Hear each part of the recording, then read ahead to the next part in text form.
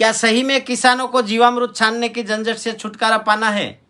क्या किसानों को आर्थिक रूप से खूब समृद्ध बनना है? क्या किसानों को कम मेहनत में अच्छा से अच्छा फर्मेंटाइड एंजाइम टाइप का बायो फर्टिलाइजर बनाना है? क्या गाय के गोबर को आप एक ही दिन में लिक्विड बायो फर्टिलाइजर में परिवर्तित कर सकते हैं? क्या गोबर का आपने ऐसा कभी खातर देखा है जो जमीन में जाके 10 साल में नहीं होता? वो प्रोसेस आप एक दिन में कर सकते हैं। किसानों के कपड़े गंदे होना, किसानों को छानने की झंझट, किसानों को लिक्विड ट्रांसपोर्टिंग की झंझट, किसानों को गोबर खेत में ऐसा ही पड़ा रहने की झंझट, सारी झंझटों से छुटकारा चाहते हो तो इस वीडियो को ज्यादा से ज्यादा शेयर करना, लाइक करना, कमेंट करना ना भूले। वंदे गो मातरम, भारत माता की जय। आपकी जो कॉस्टिंग है मेहनत की और कृषि प्रोडक्शन की, उसमें 10% भी इसका फायदा हो गया ना तो एक ही क्रॉप में ये फ्री हो जाएगा। आपको इससे तैयार हुई हुई प्याज भी दिखाता हूँ, एकदम टॉप कलर और टॉप क्वालिटी। इसकी शाइनिंग, इसकी लाइट, ये सब जो है ना दूसरे उससे अलग दिखेगी आपको, एकदम क्वालिटी अलग टाइप की दिखेगी। तो ये एनारोबिक बैग का ही चमत्कार है। ये वाईगांव हल्दी है, ये अभी स्टीम हो गई है इस प्रकार से। ये भी अपनी एनारोबिक बैग का ही कमाल है। आप ये स्टिक की लेंथ देख सकते हैं, ये स्टिक की लेंथ जैसे ये 8 उंगल है, मतलब 7 इंच की लेंथ है इसकी, 6 से 7 इंच। आप कोई भी स्टिक पकड़ो। मैं तो लगभग 10 साल से 12 साल से हल्दी कर रहा हूँ। मुझे जो अनुभूति हुई है एनारोबिक बैग से, तो मुझे लगता है 25%, 20 से 25% ये प्रोडक्शन बढ़ जाना चाहिए। क्योंकि ये इतनी जो मोटी स्टिक है ना, ऐसी भरी हुई स्टिक हमारे यहाँ पहले कभी नहीं हुई है। ऐसे मदरकंद भी इतने बड़े लेवल, मजबूताई और ग्रोथ, ये जो दिख रहा है ना, ये कभी इतना मोटा नहीं होता था हमारा। ये पपीते का प्लांट आपको दिख रहा है, एकदम एनारोबिक बैग से परफेक्ट, और ये रिजल्ट आपके सामने है। दोस्तों, ये मैं आपको एक बैंगन की छोटी सी मामूली प्लांट की ये डाली दिखा रहा हूँ। इसमें इतने बैंगन लगे हुए हैं। एनारोबिक बैग का जो बायो फर्टिलाइजर है, ये उनका चमत्कार है। ये एनारोबिक बैग का जो लिक्विड फर्टिलाइजर है, अपना 15 लीटर का एक स्प्रे पंप है। उसके अंदर आप 250 ग्राम से लेके, यदि आपका प्लांट छोटा है तो 250 ग्राम डालिए, 250 ग्राम से लेके 5 लीटर तक डाल सकते हैं। कोई वेरिएशन नहीं है, जैसा रोग ऐसा उपयोग। अपने हिसाब से आप बिना उसमें कोई चीज ऐड करने की जरूरत नहीं है। सिर्फ 15, जैसे आप 15 लीटर पानी में 250 ml भी डाल सकते हैं, 15 लीटर पानी में 1 लीटर भी डाल सकते हैं। जैसा आपको जरूरत दिखती है उस प्रकार से आप उसका उपयोग कर सकते हैं। मैंने अभी स्प्रे का बताया, ठीक उसी प्रकार से आपको खेत में पिलाना है। 1 एकड़ में 50 लीटर से लेके 5000 लीटर तक निर्दोषता से पिला सकते हैं पानी के साथ। यदि आपका ड्रिप इरिगेशन सिस्टम यूज करते हैं तो और भी सुगंधित, और भी अच्छा काम होगा। सीधा प्लांट के पास ये केमिकल के रूप में पहुंचेगा, बायोकेमिकल के रूप में। दोस्तों, ये गेहूं भी पूरा एनारोबिक बैग के बायो फर्टिलाइजर के आधारित है। और ये आप देख सकते हैं पूरे प्लॉट में आप इस तरह से किसी भी प्रकार की जांच कर सकते हैं। इसमें दाने कैसे हैं, कितने दाने हैं, बूटी कितनी है, सब चीजें आप देखेंगे तो आपको लगेगा कि ये अद्भुत है। आपको मैं दिखाता हूँ, ये एक दाने के इतने जड़ है, कम से कम 7 से 8। तो इस प्रकार से ये जो एनारोबिक बैग का बायो फर्टिलाइजर है, ये संपूर्ण रूप से कारगर है, सक्सेस है। देसी परंपरा के साथ विज्ञान का समन्वय है। किसी भी प्रकार का छल नहीं है, किसी भी प्रकार की झूठी नहीं है बात। और यदि किसान को एक खेत के अंदर एनारोबिक बैग से 2 बार फसलों में बढ़ोतरी मिल गई ना, सिर्फ 10%, तो भी उसका पैसा वसूल है। एनारोबिक बैग बोलते हैं इसको। इसके अंदर जो है ना, डाला 200 किलो गोबर, 700 किलो चावल का पानी, 50 किलो गुड़ की रस्सी, 200 लीटर छाछ, और यहाँ होटल का waste, fruit waste, vegetable waste, सहजन के पत्ते, ये सब डाल के इसको भर दिया 40 दिन। 40 दिन में इसके अंदर जो चीज डाला था उसका क्या हो गया, फर्मेंटेशन हो गया। क्या हो गया, आप ये खोलेंगे ना तो इसमें से एक भी टुकड़ा सॉलिड का नहीं आएगा। Totally liquid, totally liquid.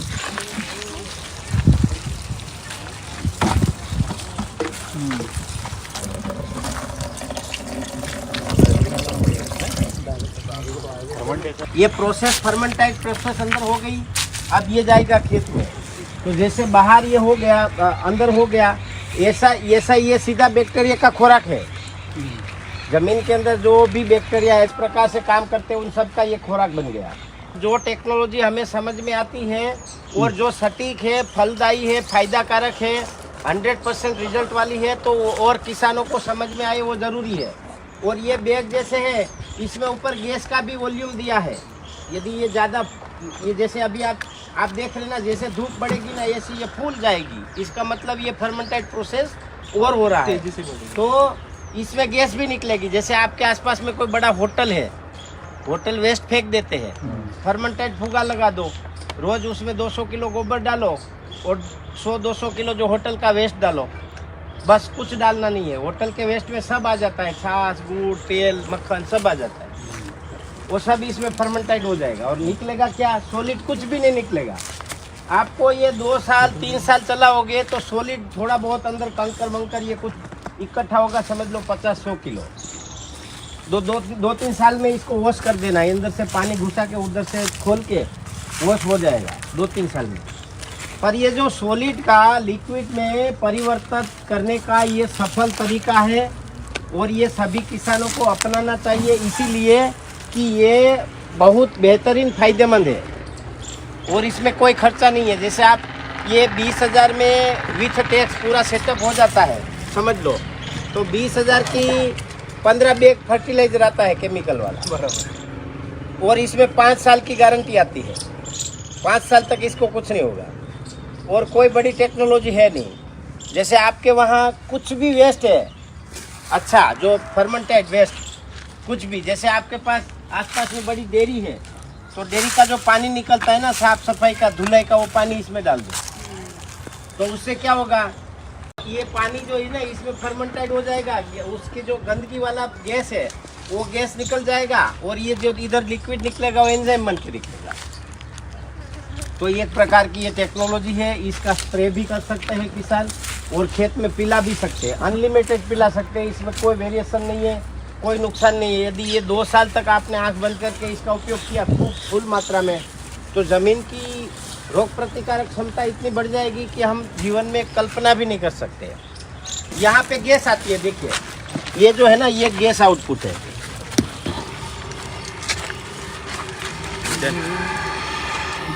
आई ना खुशबू, ये यहाँ गैस आउटपुट, यहाँ से इनपुट कर सकते हो आप। इसमें डालते जाओ,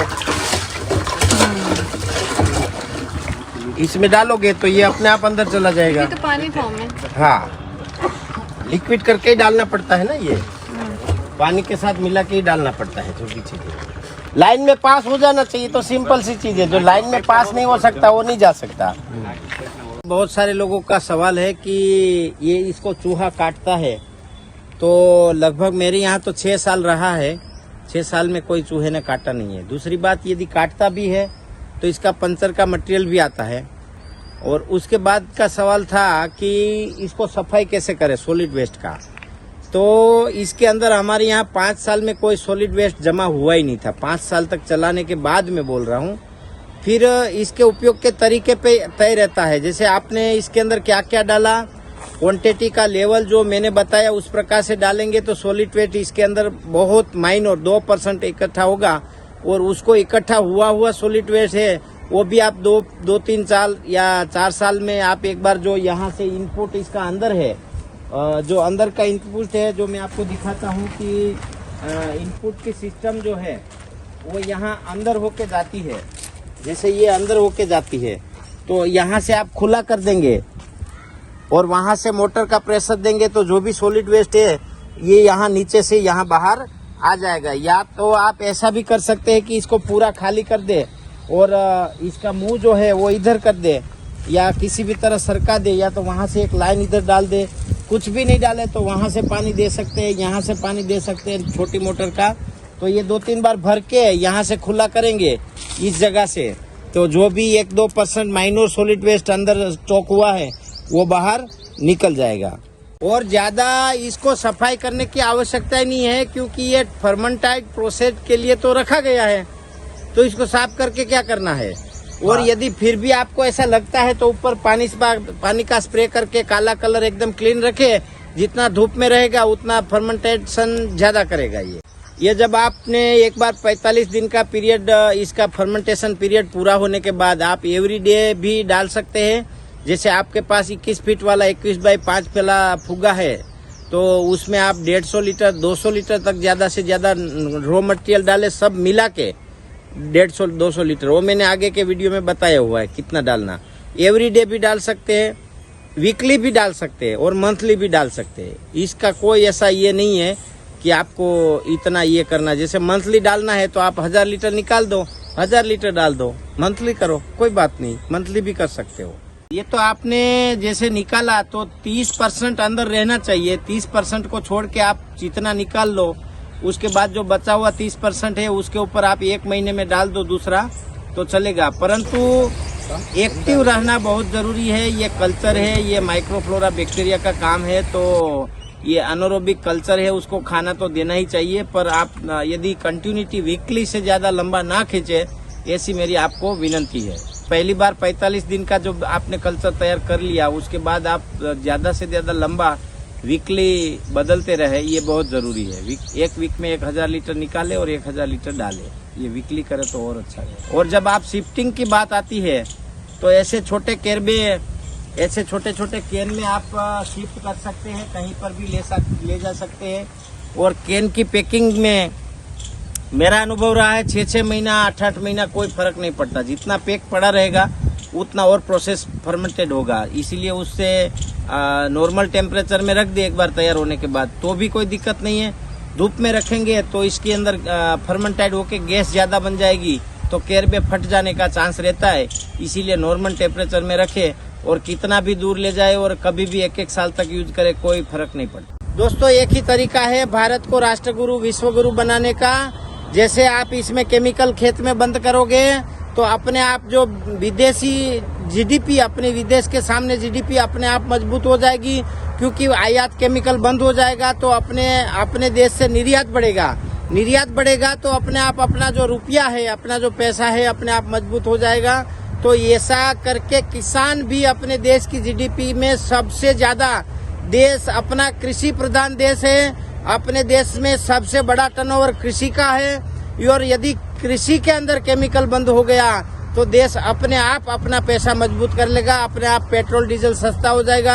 ये हम नहीं जानते हैं कि इस प्रकार से जैविक करने से, गौ आधारित करने से इसकी असर कहाँ तक, दुनिया तक ये असर फैला सकते हैं। तो हमें मन बनाना चाहिए, मजबूती से मन बना के देसी के साथ विज्ञान का समन्वय करके यदि फर्मेंटेड बायो फर्टिलाइजर का उपयोग करेंगे तो ये बहुत ही कारगर है, बहुत ही सफलतापूर्वक है। राष्ट्र का हित वही हमारा सर्वोपरि रहेगा। दोस्तों, राष्ट्र बचेगा तो हम बचेंगे, राष्ट्र ही नहीं बचेगा तो खेती कहाँ करोगे, गाय कहाँ पालोगे और रहोगे कहाँ।